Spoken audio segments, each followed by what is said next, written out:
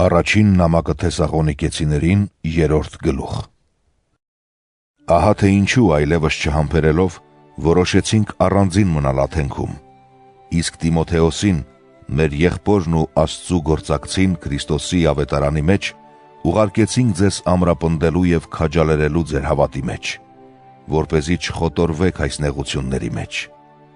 որովհետև դուք ինքներդ գիտեք, որ ճիշտ այս բանի համար ենք սահմանված։ Երբ ձեզ մոտ էինք, նախապես ձեզ ասում էինք, որ նեղություններ են հասնելու մեզ վրա, ինչպես որ իրականում եղավ, և տեսաք։ Դրա համար ես էլ չկարողանալով այլևս համբերել,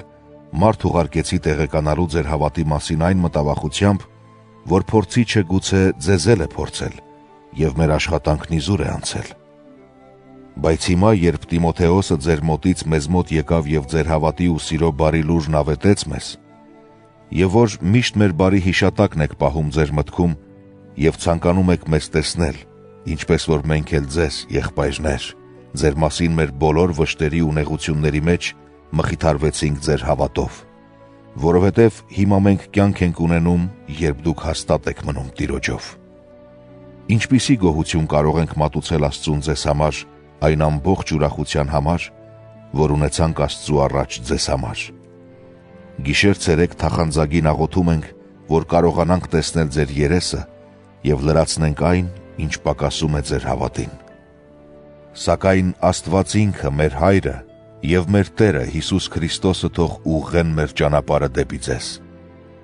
Եվ Տերն ինքը թող աճեցնի և առատացնի ձեր սերը միմյանց և բոլորի հանդեպ, ինչպես որ մերն էլ ձեր հանդեպ, որպեսզի ձեր սրտերը ամրապնդի, դարձնի անարատ սրբության մեջ, Աստծու մեր Հոր առաջ, մեր Տեր Հիսուս Քրիստոսի գարստյան ժամանակ իր բոլոր սրբերով հանդերձ։